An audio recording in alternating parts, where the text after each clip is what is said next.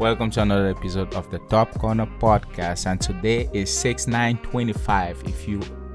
If you are not here, you are nowhere. You're somewhere else. You're somewhere else. And today's co-host is Julian and host Jordan. How are you doing today? Pretty good. What was the movie? Buck Rogers? Is it Buck Rogers in the 20-something century? There's a quote where he goes, he's trying to sound, it's toward the end of the film, he's being inspirational. He goes, just so that you know, wherever you go, there you are. That's what you reminded me of just now, so that was good. So how are you? I'm doing, I couldn't possibly be better if I tried.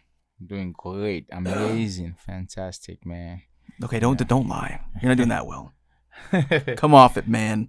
I'm kidding. No one's doing well. I'm kidding. We're all doing fantastic. Everyone's great. Well, I could do Everyone's a bright, shining star. A lot of money I could do well. Sure. I think that most people's problems in the world would go away if they just had a little more money in their pockets. Money.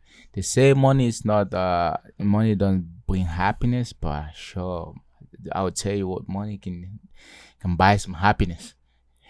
Yeah, I think that you could almost amend that statement of money doesn't buy happiness in terms of money well spent buys happiness. Yes. Because what they mean by that usually is, you get a lot of money, you spend it poorly, and you're still empty. Like you're not using it to fill the right thing. It's like no, if you spend your money well, you can buy a lot of peace of mind. I'd rather peace of mind than a bunch of things around me. You know what I mean? Definitely. That's where it all. So I think it's just a misconstruing of people spending their money poorly and what happiness means. Anyway, I don't want to talk about that anymore. It's all right. Let's talk about Nuno Mendes. Nuno Mendes.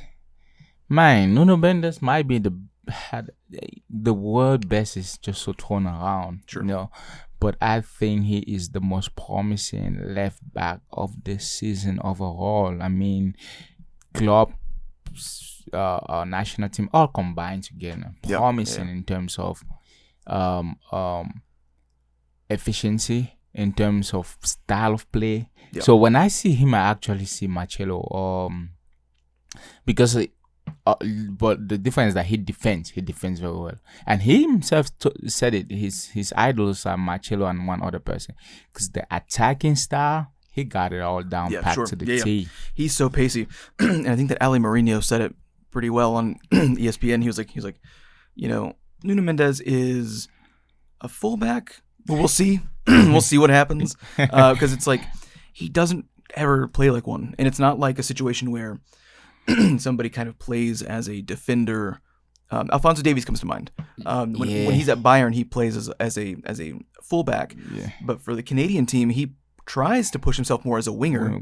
And they remind me of each other. Yeah. Nuno Mendes has sort of come out of nowhere and really kind of stepped into that void that Davies was supposed to fill. And I'm not saying that Davies is not good, or even has the capacity to end up being as good as Mendes is doing now.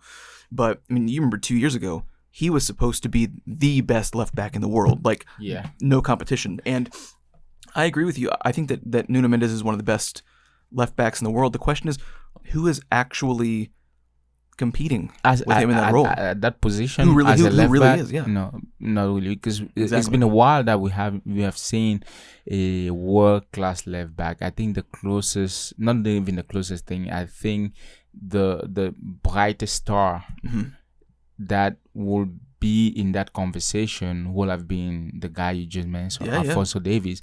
But because he wasn't in form last season, I would say this season overall has been Nuno Mendes, because although we didn't watch a lot of French games, but we saw the Champions League and he proved it.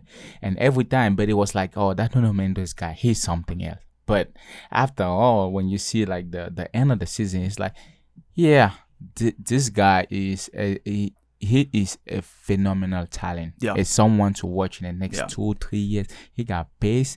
He got defensive skills. He knows how to read the game. And you know what's crazy? When I didn't even watch a Portugal game, but what I did see though is, for someone like Ronaldo at his age, even if you had to remove the age first, let's talk about just Ronaldo as an attacker, or striker or whatever. So he already had that thing living from Madrid, where Marcelo will cover all that space, will let him be the inverted left wing coming from the outside to inside and doing all that. Yeah. And for him to continue playing that kind of that style of game, you need a left back that is more like someone that occupies the whole wing, so Ronaldo can do what he does best. When he wants to cut inside, yeah, you need something that can stay wide. When he wants to stay wide, because Ronaldo's pace was outrageous. Yes. Then sit back and wait for the recycling of the ball, or if you're so Ronaldo doesn't have to come back down or even fill that wing, because he really didn't do that, because it's Ronaldo. There's some players that they're exempt from defending, and that was one of those guys. And especially now because of age and pace. And that's what I'm saying. And now that he's more center forward, because you can almost get away with your center forward not tracking back as much. Your wings have to track back. Yeah, like your wings even though it's a rock star role. I get it. Like I don't carry my own equipment. It's like no, you're still a wide player. You don't understand how much ground can be covered. You need that. And apparently Nuno Mendes can fucking finish. And that's another thing. He can finish. Yeah. So if you get that kind of player there, and you have Ronaldo at his age, now you put the fact that he's that old, still scoring goals, he doesn't have to track back. Now you just need a poacher. Yeah, Nuno Mendes can fill that very well, because now Ronaldo just have to think about positioning and putting the ball in, and there's a lot of people was like, that's tap-ins. I was like, what do you expect? It doesn't matter. Age? But guess what? You put another striker there, I don't think he will have put those tap-in in, because positioning matters. Oh yeah, because nobody could have seen that deflection I'm putting in, or nobody will follow up and just go in, and that angle was kind of weird, and he put it in. Yeah. And it's like you can sneer at tap-ins all you want. I've never understood that. Yeah. That's like sneering at touchdowns. Yeah. Like, I don't get it. I just don't understand what that means. The whole point is to win, and you win by scoring goals. Yeah. So that's it. And I think that it says something as well as one shot on target. One shot on target. One goal. That's it. Yeah. And he did that as soon as he scored. He grabbed the ball and he just said, one. I just need one. I just need one. So here's a question really fast though about Ronaldo. The way that he reacted to winning that competition. Yeah. Do you see how emotional he was with that?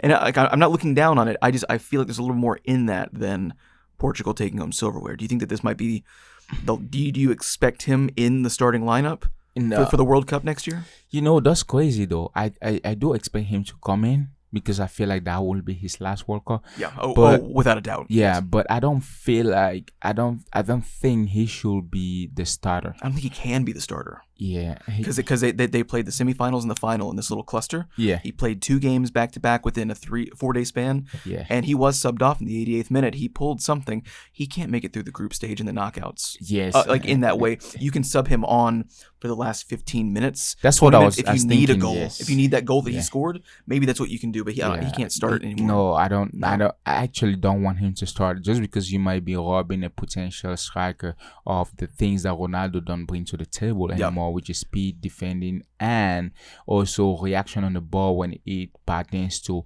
coming really down and going up, because Ronaldo is old. The amount of time he can do that, and I know he plays in the Saudi leagues, and no matter, we can say the competition is low or whatever, right. But fitness also matters. He does that 90 minutes, so it means he runs up and down. But in competition like World Cup, where the level will be a little bit higher, the intensity will be a little bit higher, I think Ronaldo should get 30 to 40 minutes. Or if you want you tell him, I need the full package, I want everything, give him a good 45 minutes. But don't let him 90 minutes. Man, that's you almost don't want to, and I agree. It's like you don't want him to take that spot from somebody else that's younger. The question is, who is that? They don't really have a main guy. Yeah, but really fast on that, because I don't even think that you need to bring in Ronaldo for mandatory minutes. I think that he sits there, and you don't even tell him really, you're going to get 45 today, you're going to get 15 today, or you're not going to get 10 today, but you're going to get 20 tomorrow. It's when we need you, you're on. If we need a goal and we have 35 minutes, you're coming on today. If we're smashing Sweden 3-0, you're not coming on today, because we don't know what it's going to be like against blank tomorrow. It needs to be you could end up having 500 minutes in this competition. You could end up having 25, but we need the goal more than we need your minutes, and I think that's understandable. Yes, it's like a secret weapon at this point, in the sense that you build your team, or you have your 11 starter, they get in, and when it's close towards the end and you have you need a goal, exhibit A, or you feel like you've won the game with 3-4 plus goals in advance, then you can put him in. But make sure that you actually max or capitalize on what he can bring to the table at his full potential, without necessarily having him to be fatigued playing all that minute at his age. Because that's the thing also, it's like, because he's 41, I believe, and and he's been playing for so long, and even though, like you said, the Saudi league is not the highest caliber league, fitness does matter, and he is putting in those minutes. I don't think it's necessarily about him needing to stay sharp. Sure. That's the thing. So it's like, to me, I would even say if you're up 3-0 and it's like, give him some time to get warmed up.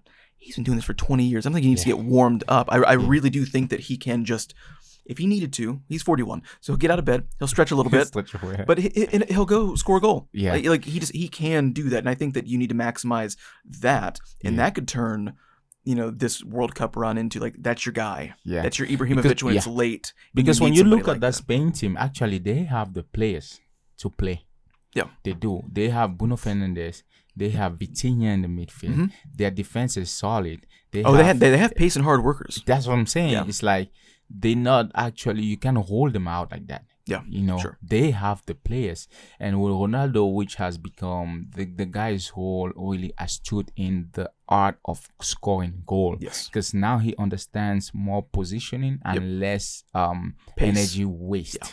So he would just have this little position around that zone where if he's not going in to get that through ball, he might wait for you to shoot, and he knows he's going to hit and come back here. Yep. Then I will pull in. Mm-hmm. So things like, and that's why I was saying that that's really what Arsenal need. Not necessarily the take away the fact that Ronaldo don't have speed and all that, because that player will be young, so he's coming on the speed and everything. But you need that poacher that at every single time everybody is on his guard, because they know this guy. I think that he's a fox. I think that Mbappe at Monaco really kind of distracted everybody about what a striker should be, or what a wide player should be. Because it was so fun to watch all of the they'll dink the ball over the top, and he's just hauling absolute ass and blitzing everybody for pace. And it's like, that is a great player. Don't get me wrong, that's a very useful skill, but sometimes trading in pace for precision is worth it, and he has the precision too. I'm not saying he doesn't, but you forget also that Ronaldo is a great dribbler. You can feed the ball through a small channel in the middle, and he can dink it over the top in the box for a Nuno Mendes to rush up and take a chance. So it's not that his capability on the ball is completely gone and he's just a tap-in guy. His dribbling's the same. He'll be able to dribble that way in his 60s. Yeah, it's just it is just the pace that's gone, and he's like you said, made up for it in positioning. That's still the same dribbler, the same guy that would haul ass down the wing and then cut back in or cut outside in the box.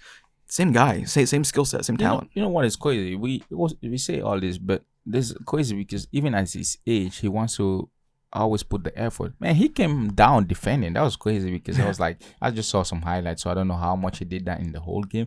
But he came down defending, and he defended a little bit here, a little bit there, which is I really didn't expect the coach or him as a player to have that as instruction. I thought it was just, hey, you got to score, but also coming down defending is something crazy. And I think that I think that's mostly because he was in, we were in the back end of a tournament. Yeah, they'd had a good break. Season's over. I think that, and I don't mean this in a way of an indictment of his determination or his allegiance to the national squad, but I think that seeing it's just the semifinals and the finals, and we're in the finals now. Like, a good player does press. Then I think that's what separates good players from great players. That's and like you don't want to it's like, I don't normally press. It's like it's a final. Sometimes you gotta press. It's a final. It's an international final. You're going to press, and if you don't press, I got news for you, dude. I don't care if you play for France, Brazil, England, you should not be starting again, motherfucker. Like you better watch your car when you leave the arena. That's all I'm saying. That is definitely true. But and his car was safe. Yeah, he raised his stocks high though. I think right now his value has gone up, especially, and people who didn't have eyes on him have. He's 20, 21? He's young too. So he's just a young player. Nuno Mendes. 22. I think possibly 23. But I mean, still early 20s. Yeah, man. And with a burst of ability that came out of nowhere. Reminds me a lot of Rafinha in that way of like just kind of like mid-season. You're like, okay, something turned on here. Whereas Vitinha became an absolute rock star this season, but we were talking about him last season, and even the season before that of like that's true. He's there like but whereas this season is Mendes was the outbreak this time for sure. But talking about Vitinha, I feel like he has become the complete midfielder. I think he has morphed into the complete midfielder in his position, because you could see before, you could see the talent, you could see what he's gonna become, but now this season he's like mature. This is a full-blown Vitinha. I mean, you see him play, the way he controls the whole midfield. He reminds me a lot of Luka Modric. That's what I was gonna say. One, because he's a tiny little fucker, but also because he's not the quickest. But how many times did you see Modric put his back to a defender and just be able to get a quick little whip around? And he's quick as hell for like 8 to 10 feet. But by then he can get a pass off and it works. But it's like he reminds me a lot of that short burst of pace, but it's always lacing passes through and dictating the tempo more than anything. That's that other thing. And in that sense also is just that physicality where you cannot really remove the ball, because Modric is short and he's not strong as a player, but he's physical because of the low center of gravity. So once you come there and he has his back behind you can't get the ball. He's just going to turn around and just whoop it on the other side or something. Yeah, his head's bumping on your hip. You're like, what's going on here? And before he's under your legs. It's wild. Yeah, and what a good player to sort of early on kind of not emulate, as in like he's trying to be that player. But it's a good thing that you're that young and we're like, he reminds me of this guy. It's like, that's a great guy for me to remind you of. I really appreciate that, sir. Thank you very much. Talking about fullbacks, Jeremy Frimpong. I'm not sure if it's confirmed. I thought it was confirmed. It is. From what I saw, it was as confirmed as Florian Wirtz was about a month ago, where it's like, whereas Florian Wirtz is even more confirmed now. It's not like he hasn't taken a picture with a shirt yet. Yeah. Right? That's obviously it's done. But it looks pretty certain. They like each other as well. They've got a good rapport. Yeah. Because if he's confirmed for Liverpool, that's a great transfer move. If both of those guys come in, that's absolutely insane. Yeah, because you are removing Alexander Fernando and he comes in and fill that position. Yep. And he plays phenomenal. Yeah. And you are really not losing anything, because he's also an attacking right back, right? Like he goes up with the ball and he does all these things. He came into my, like, I started noticing him last year because of Bayer Leverkusen, and I saw him playing. He is great. So if they get him, amazing pace too. Yeah, amazing pace. And think about it this way too. Sort of like Ronaldo, how losing pace does not mean that you lose the ability to position yourself or your dribbling capabilities. Another player is that way as well. Mohamed Salah. Yeah, he's just as good on the ball as he was. Yeah, he is just as good at finishing. He's lost a tiny bit of pace. He's lost a decent amount of pace. We'll be honest. So if you have somebody like Frimpong behind him, that's able to dictate the pace on the wing now, and now all of a sudden you just have a world class finisher up on the wing. I mean, that really because you think about it, right? He covers a lot more space that Salah don't have to get down. Yep. So now that's a threat, because on transitioning, you have a player that's a little bit, that has the advantage, and he's a little bit up on the field, probably midfield or last third. Yeah. He's gonna get it. If Salah can still just kind of stay dedicated and press a little bit in the opponent's third and in midfield and let the rest go to Frimpong, I mean, you're not, Salah could continue to lose pace, and I don't think that you're losing a lot of what can be offered with those two on the same wing together. That's true. So, and the same thing about Florian Wirtz, but my thing was, where is Florian Wirtz going to come fit in? Is it because you have Szoboszlai, you have Mark Lister, so where is he? Chris Jones? Because Florian Wirtz is an attacking midfielder. He's more attacking. So where is he feeling? Unless he's going. No. That's the thing. Because Szoboszlai would lie a little bit more further in the middle. I think and he has played center forward for Germany. Now this German side is not as good as they should be. Yeah. Their performances in the Nation League has proven that. But he does have experience there, and I think that you and I have kind of had this conversation as well. If he is going to play center forward, he's the definition of a false nine. He will work a little bit more in the build-up midfield. Yeah. So he would still be playing above Szoboszlai Yeah. who is how they function, their attacking midfielder. Yeah. They would be working more off of each other in a 1-2 with Wirtz dropped back a tiny bit more. I don't see him trying to rush in behind defenders and but that's the thing, because I was thinking where exactly he's going to be playing. Because you have Salah on the wing, you have Gapco on the other side, you have Luis Diaz playing as your attacker. Luis Diaz could also play as a left wing. I think so. Yeah, he usually plays left wing. Yeah, but the thing about Liverpool, Darwin Núñez. I'm kidding. He's probably not. I mean, the thing about Liverpool is because they are all a little bit efficient, so they don't really need like that kind of striker, because all of their players are efficient. But I wonder where he's gonna play. It's a good buy for them. I just don't see where he's playing exactly in my head. I guess the coach knows better. But if you had to do a sell or stay, the whole team.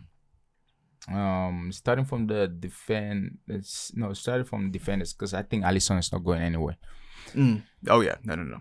Conor Bradley, I don't know. This is the guy that is going to lose his position to Frimpong. Or I mean, is he going to come in for on the left for Robertson? Because Robertson is, if you're going to be challenging somebody for position, Robertson in last year's form is what you want. Yeah. I said keep Conor Bradley because of that. I think that Robertson's on his way out. You're right. If Frimpong does come in, the right's locked down completely, and that's fine. I think at least Conor Bradley's not been bad at all, and I think that when you end up selling a Joe Gomez as well, who when they've run 3-man fronts or 3-man backs, he's the wider of the three players. I think there is room for Conor Bradley if a Gomez, but especially if a Robertson goes. But you know what about this team? When you look at it, okay, defense, Konate is definitely staying. Van Dijk, no sell. Robertson, I don't know. The reason because Liverpool don't have a lot of players actually. Their rotation is slim to minimal. Or minimal to slim. Because when I looked at their whole roster, there's not a lot of people. Well, that's why they need to get rid of Joe Gomez as well, because Joe Gomez has shown that he is injury prone. At any given time, he is not available for your rotation. You let Gravenberch, he's not going anywhere. No, he's not going anywhere. Curtis Jones. I think that if so really fast on this, because we're there. Harvey Elliott said that he wants to leave Liverpool to avoid more. This was his quote. Listen to me. To avoid more wasted years not getting to play. Ooh. When he has 2 Premier Leagues and a Champions League under 2 great managers. It's the fact that he said wasted years. It's like you got to play quite a bit in those. Granted, you didn't get to when you snapped your leg in half. Yeah. So I understand that part being a frustration. But he's 22 though. So that's the other frustration. It's like, I'm young, I'm not getting any playtime. If I want playtime, I should just go to a team that was willing to play me. I guess. You don't that's think the young that's the age in him talking. But you don't think that being right underneath McAllister, Szoboszlai, and Gravenberch for when one of them undoubtedly gets hurt, and then all of a sudden you're in the main rotation, but also you're training with them week in, week out, you are getting better as a player. As a player, I don't know exactly. I'm 50-50. I will stay. Because then I get the sentiment that I'm still 22, I can play around, and whenever one of those guys are hurt, I come in and fill in the blanks, and it could be potentially work my way to and I'm probably have that position, have my position as a starter. But if a team also wants me, I might be able to go, but it just depends though. Who though? That's the who problem. makes the offer that wants, and he's not a bad player. He is definitely a Premier League quality player. But the thing is, like, okay, if you look at all the Premier League team, who will be, I don't know, where will he go and fill in right now? He would go into, if Carlos Baleba ends up being sold from Brighton to go somewhere, like, he'd go to a Brighton, he would go to a Fulham, and, like, if that's what he wants, that's fine, but, it'd be one thing to expect, I'm going from Liverpool to, you're not going to another Champions League side, more than likely. Right now, if you're staying if you're staying in Europe, you're staying outside the top 6, unless you go to Spurs. Well, they're in the Champions League, so maybe that's what he's after. I mean, you probably can. I don't know if they want to compete though, because they fired everybody. They fired their coach. I just don't. Yeah, I wonder what he believes his ceiling, because I do. Again, he is a Premier League player. Yeah. I don't know if he is a Champions League level player. Yeah. So, are you willing to go somewhere else? Or That's- an Atletico Madrid? I mean, hell, Conor Gallagher showed that you can make that transition. That's the $1 million question. Yeah. Salah staying definitely. I mean, they all just. Oh, well, hold on. Let's finish this midfield really fast. Okay. I've got Harvey Elliott, sell. Wataru Endo, sell. Gravenberch, keep. Curtis Jones, keep for rotation. McAllister, keep. Szoboszlai, keep. Yeah, definitely agree with that. Chiesa, sell. Forget he's there. On the attack side, though, Gakpo is gonna stay. Sure. Szoboszlai is gonna stay. Salah is gonna stay. Luis Diaz, interesting enough, a lot of rumor about him going to Barcelona. Yes.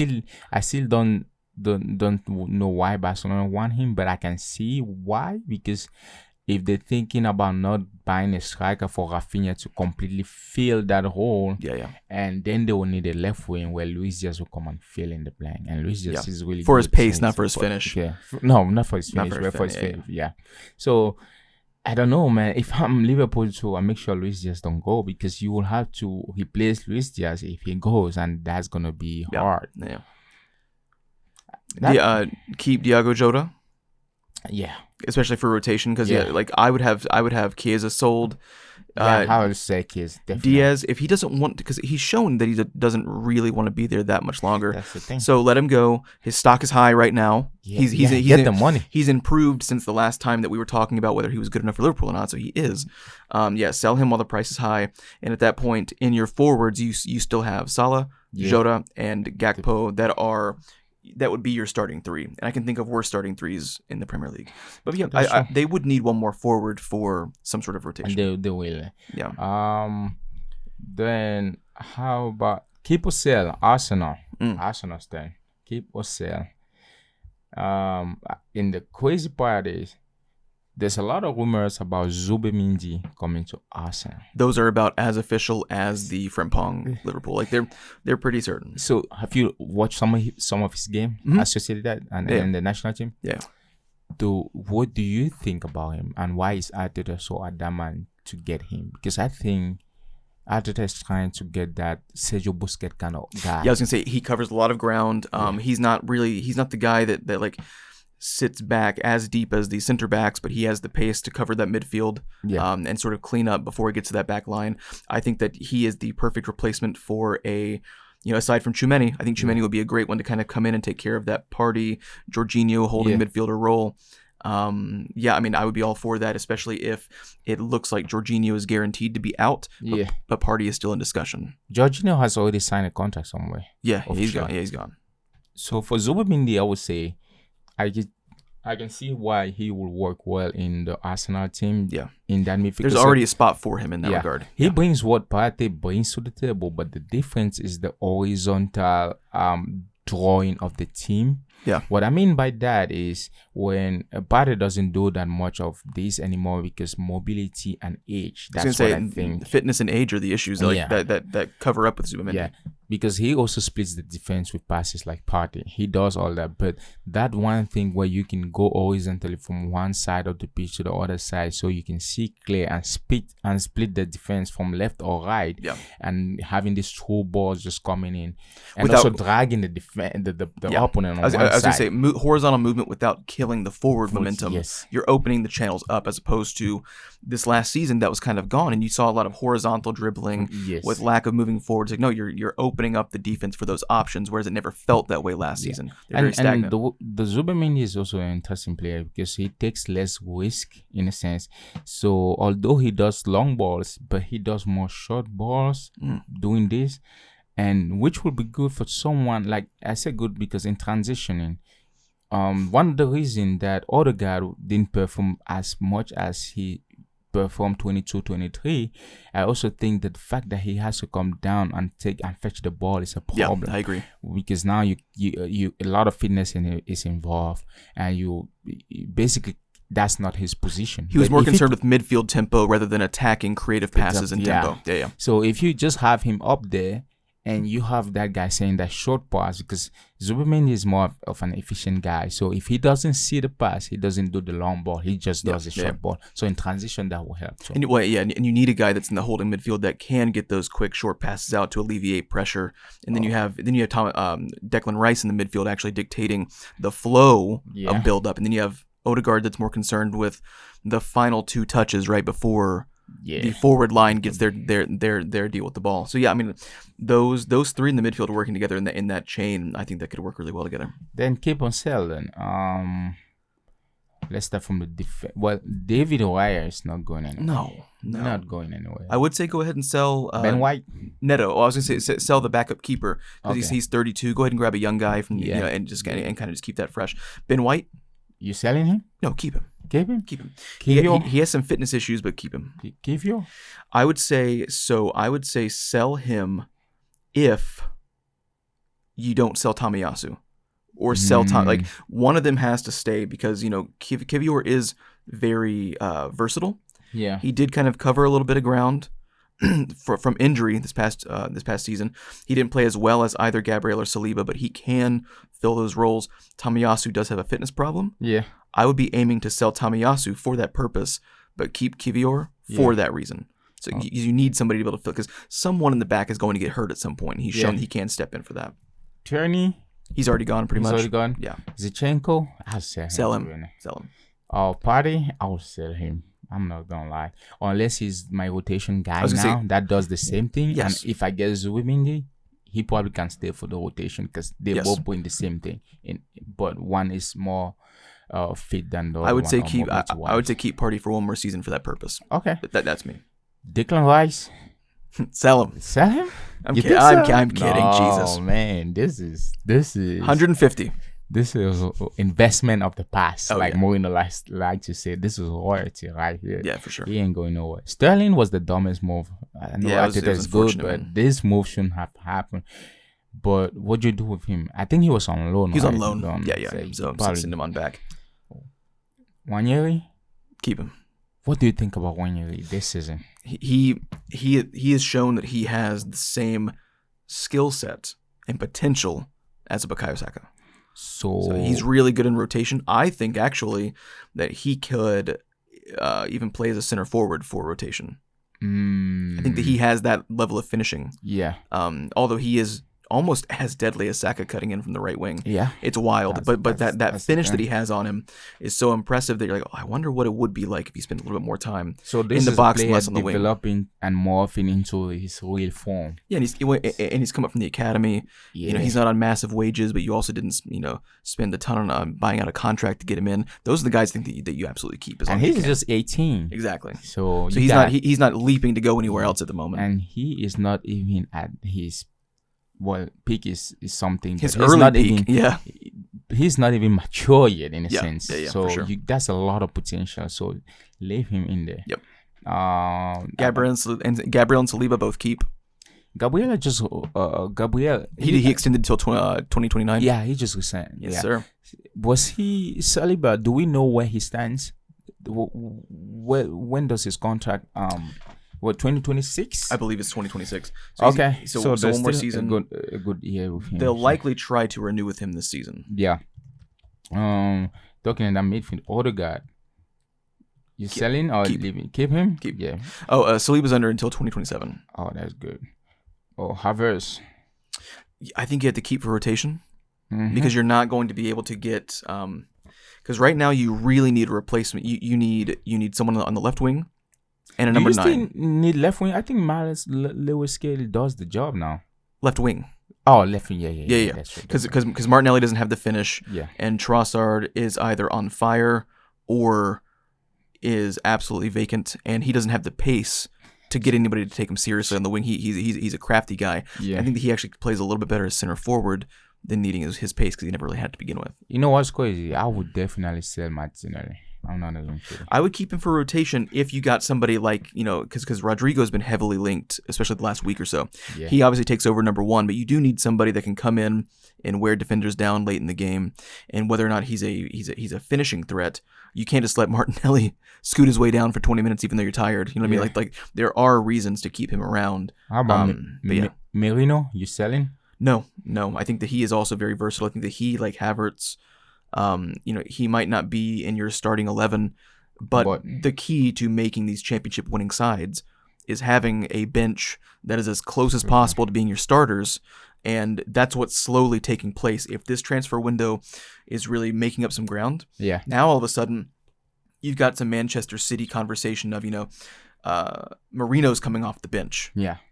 Wanyeri's coming off the bench. Like that bench is getting a bit more dense in terms of what it can offer. So I do think that to build that and maintain that, some of the guys that they may not be guaranteed starters or even like told straight out, you're not starting.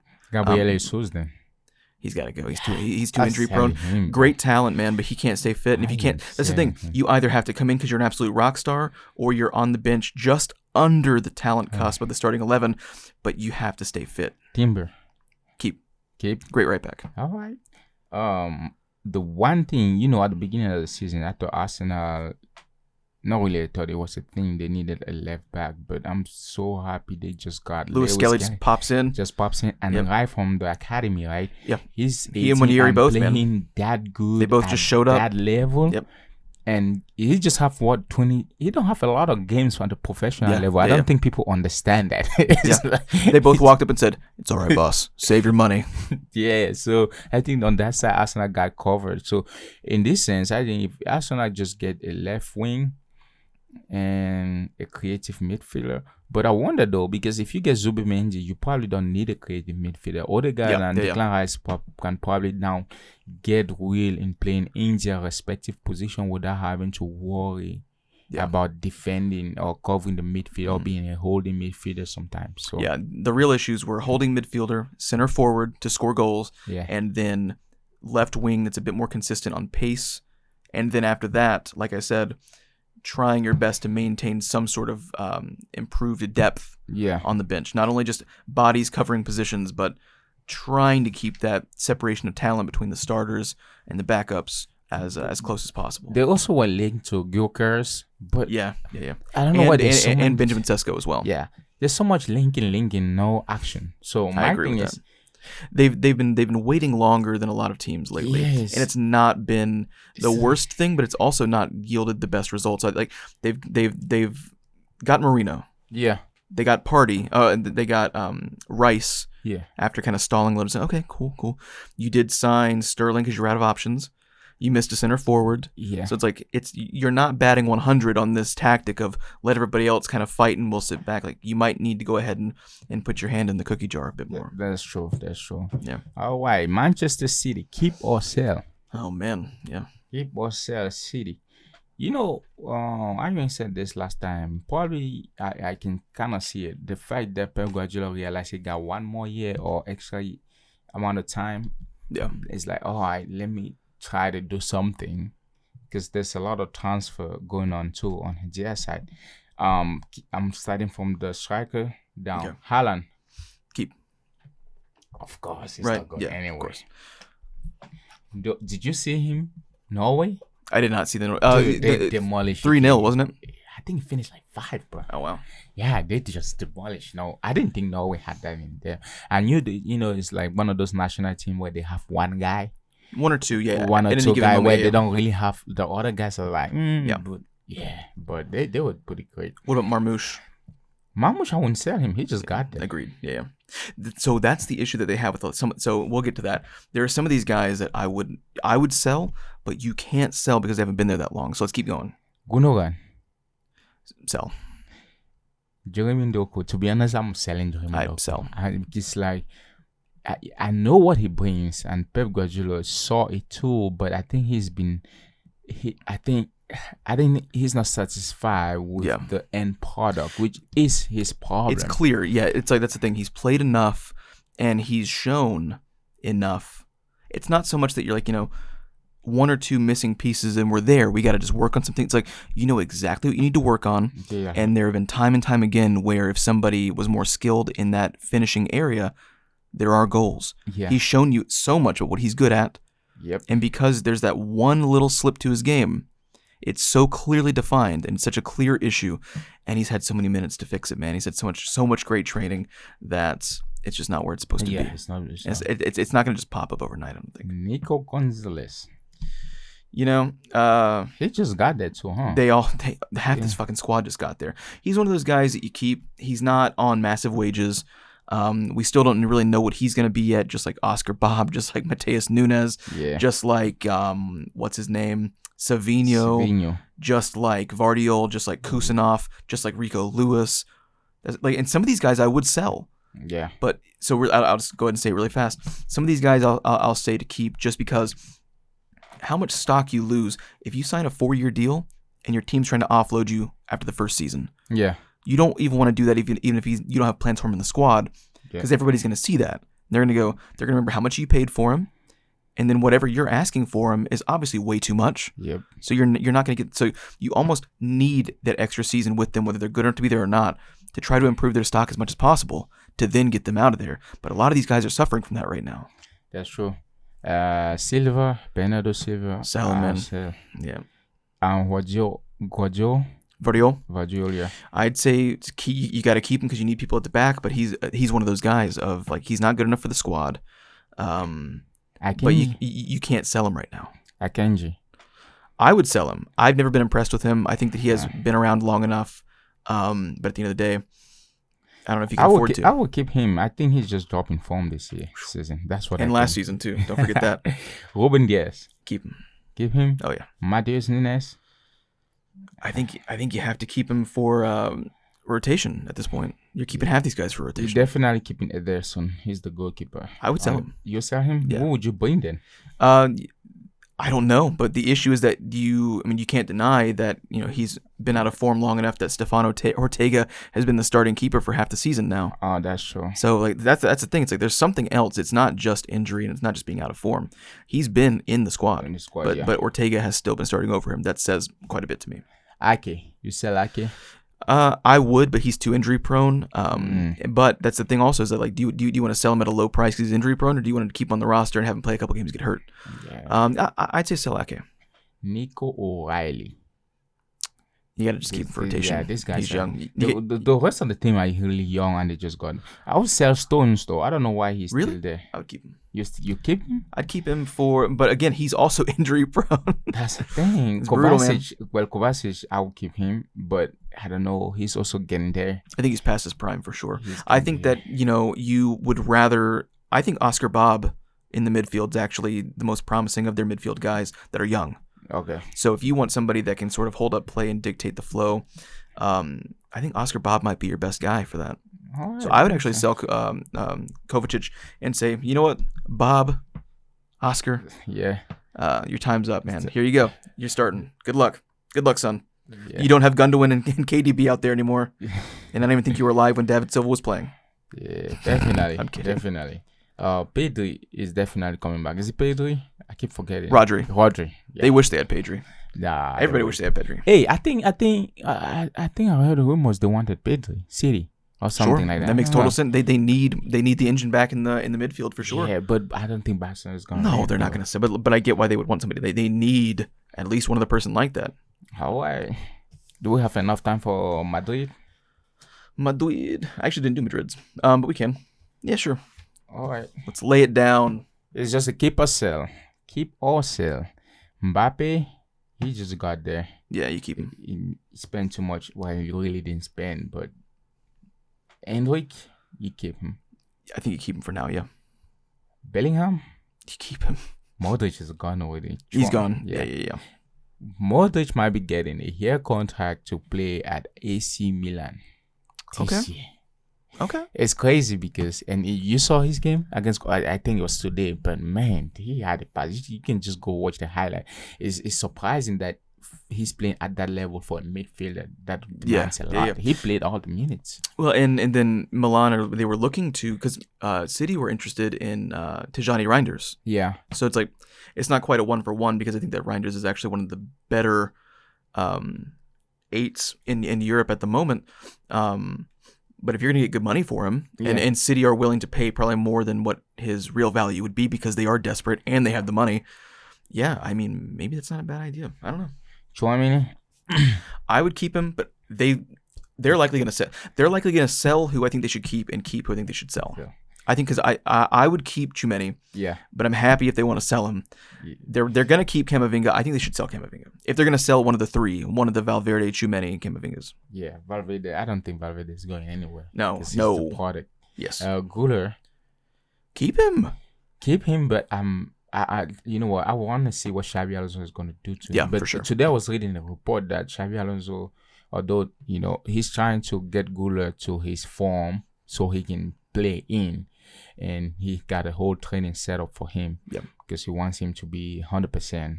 Because I think Guler, probably the disadvantage might be the size. I don't know why they don't want to play him. Yeah. I think that, if you're Alonso and you're coming into this at this point, you've seen that this guy has a ton of potential. He's shown it straight up. Yeah. And he's young enough to where you don't know exactly where the ceiling is. So, yeah, as soon as you come in, it's like, hey, man, I'm almost making an entire training camp for you. Yeah. Like, I know what I've seen in your match. Like, I need to see really, like, where your ceiling is here, because that's going to dictate a lot. Because that's the thing with those kids, man. You don't really know what all they're capable of. That's true. Especially if you're not in the system and working with them every single day. Finding guys here. He just got promoted, right? He's from Castilla. Yeah, and to keep him. Vallejo. Yeah, this is just new kids, man. And yeah, Jacobo Ramon. These are new kids. Yeah, these are from Castilla, I think. Yeah. So. Valverde, of course, Lennon stays. I think Courtois should be sold. Yeah, he's maybe. old. I know he's good, but Lunin is good too. So I don't know. It's either to sell him and bring a new goal, like a kid, or I guess he can stay and just mentor. Yeah. Because I think age too, because he's 33. Yeah. Brahim Diaz. That's the problem that I have with Madrid. All the players I think they should keep, but I don't want for their own sake. If they don't have the minutes, they have to. So here's the thing. There's just like there's a starting midfield of Camavinga, Tchouameni, and Valverde. There's this new young attacking crop of Arda Güler, Brahim Diaz, and Endrick. Yeah. If one has to go, Brahim Diaz is the one that goes. Brahim Diaz will go because I don't think they will sell Endrick because it's the same deal as Rodrigo, where they got him for cheap. Yeah, he's 16, so like, they want to get. They have a lot of these where they're duplicate people in the roles, and they're all good. It's just that if you're cutting costs and you can't, like, you're not cleaning house. Yeah, you don't have to. But if you have three rock stars and one's got to go, I think the midfield. Yeah, I think Brahim Diaz and I think Camavinga goes. Of those two groups. You think about the reason. Also, another reason is because Valverde will actually get to might play his position because they got a right back. Mm-hmm. So yeah. Your star one of the best midfielders in the world is playing right back and is not bad at it either. That's how good that guy is. Yeah, so that's hilarious. Mendy should be gone, bro. As soon as I see him, I was reading this meme this morning was like, because he was in training session and they said Xabi Alonso is reported to have a heart attack after Mendy attempted to cross. Yeah. I was like, what? He gotta go, man. Dude, I'd say just go get Kenny Lala's old ass and put him in the left and see what happens. At that point, I'd rather him than Mendy. Yeah, it's unfortunate. Vasquez, for me, Vasquez gotta go. Gotta go. Cavaha, if he gets back, he could be the rotation of Trent Alexander. He can be the starter. Yeah, he's almost one that you just keep under contract and you don't play him. You want him in the training session. You do. Yeah. You want him in the training sessions. You want him in the locker room. Like you do. Like that's without a doubt. Yeah. He's one of those guys that you would beg when the contract expires. Like, will you sign an extension as coaching staff, please? Because you can do that immediately. Yeah. But that's the guy. Like you don't want him leaving, but you don't want him starting. Militao, keep. Dude, the fact that one more season. If he has another injury, especially in his knees, this season, I don't care how good you literally can be the best player in the world. If you don't get to play, it does not matter how good you are. It doesn't matter at all. Alaba. Gotta go. Gotta go. Gotta go. Rudiger is gonna stay. Yep. They need that craziness in especially they get that new CB in. He's probably 2 years away. Yes, I think so too. Yeah. Raul Asensio, the young kid. See, for me, I don't know. He was good covering, I will say that. So like if you need rotation, he's 22 and he did better than I think most would do in that situation. Then he should stay then if it's for rotation. But depending if he feels like he has potential, if he wants to leave, I wouldn't blame him because you have Rudiger, you have Militao, then you have that new kid coming from Sociedad coming to play because I don't think they're just gonna sit him down because of the fact that Rudiger is getting old and Militao is injury prone. Think about what we just said though. I mean, I do agree. If he wanted to leave, I would understand.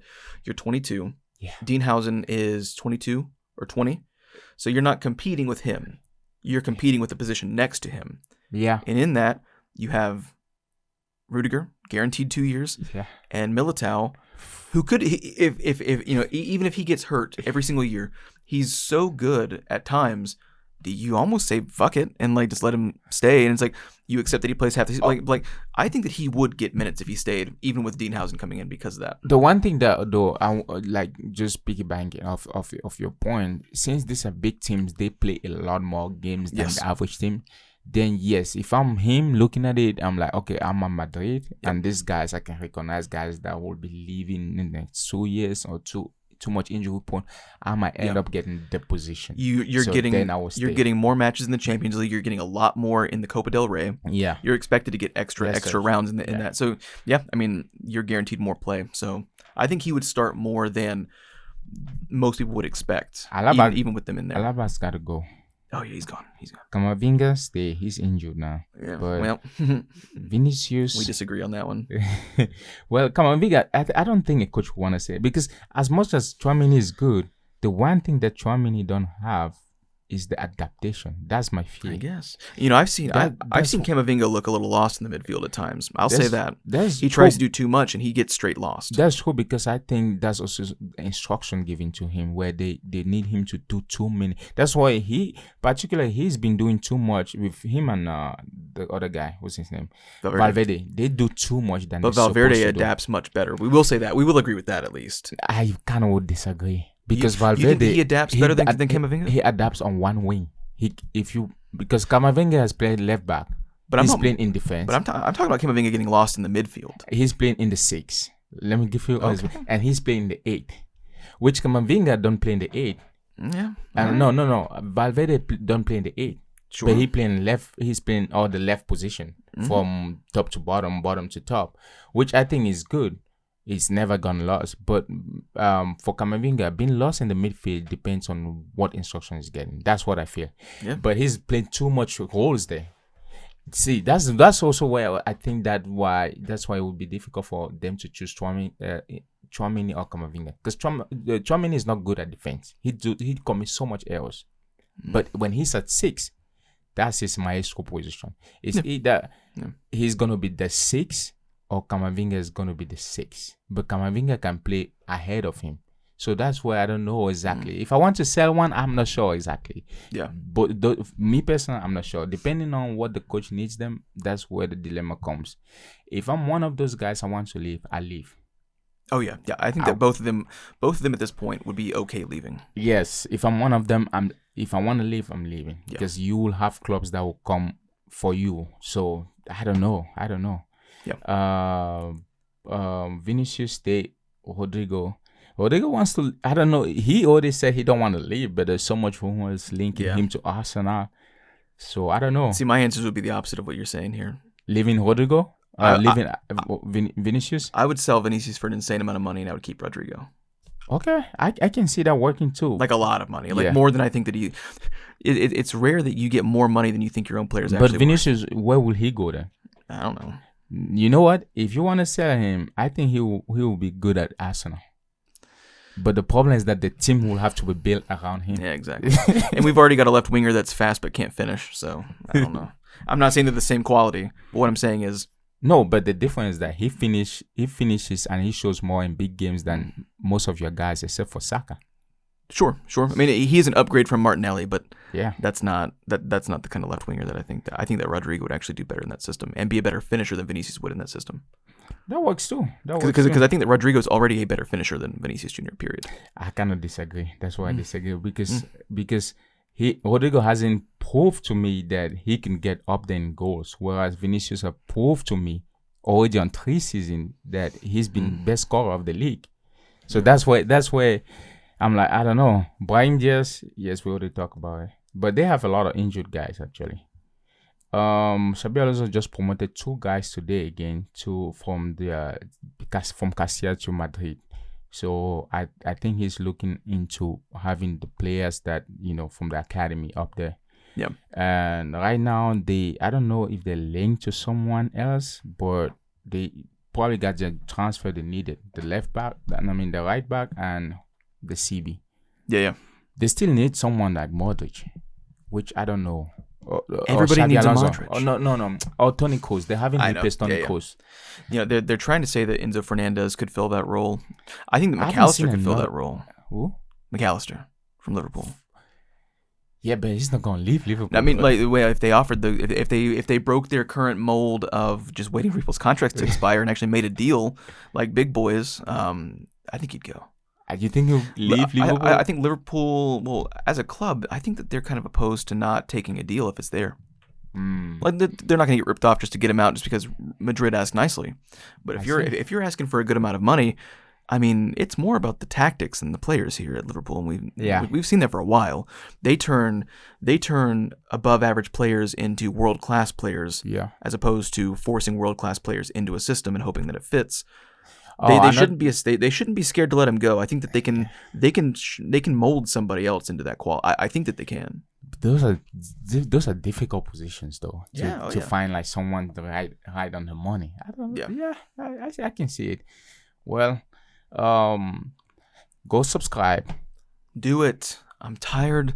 TikTok, of asking. Instagram, YouTube. So tired. Turn on your bell notification, and the fun part is, you gotta subscribe. You have to. I mean, it's not an option at this point, guys. I'm getting worked up about it. Top Corner Podcast. Go subscribe, and we'll see you next week.